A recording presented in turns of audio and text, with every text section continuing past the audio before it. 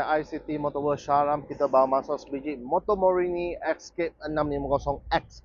Okey, dia ada dua model, satu yang X model yang full spec macam ni, lagi satu yang standard punya. Standard punya dia pakai sport rim. X punya dia pakai rim jejari, kemudian dia datang complete set crash bar, handguard dengan box. Okey, ini yang full spec X punya version.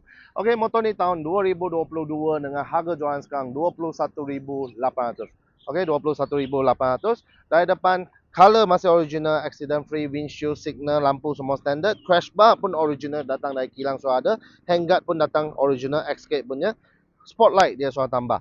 Okey, kemudian dia punya tayar depan baru tukar saja, lebih kurang ada 80% original datang. Mazozi punya upside down fork, Brembo punya double disc brake. Radiator cover dia sudah tambah. Okey, motor ni actually dia 2 silinder 650cc, engine actually sama dengan Kawasaki Versys. 60 horsepower, top speed lebih kurang dalam 170 km/h. Kemudian exhaust pun dia sudah tukar, performance pun dia exhaust. 3 aluminium box dari kilang. Okey, datang memang siap 3 box. Eco belakang semua standard. Tayar belakang lebih kurang ada 70% lagi. Kemudian sprocket rantai pun cantik lagi. Bobin sudah tambah, side stand punya bracket sudah tambah. Atas semua cantik lagi, color semua kilat-kilat lagi. Okey, phone holder sudah tambah. Datang memang sudah digital meter. Okey, tahun 2022. MyRace sekarang jalan 38,000 km. Okey, jom kita start tengok ini Kawasaki Versys 6 bukan Kawasaki. Motor Morini Escape 650 bunyi dia macam mana.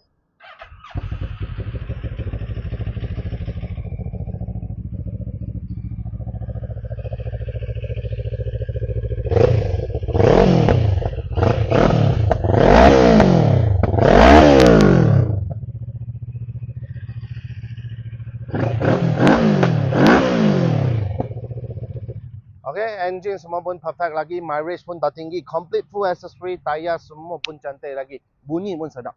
Okey, design pun cantik. Okey, sekali lagi tahun dia 2022, Motor Morini Escape 650X. Harga jualan sekarang hanya 21,800. Memang gila berbaloi.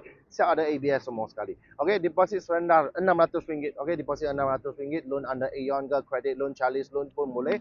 Bulanan 300 lebih saja untuk 7 tahun. Okey. Kemudian kalau you ada credit card, guna credit card Easy Pay zero interest lagi jimat. Okey, EPP selama 5 tahun zero interest saja.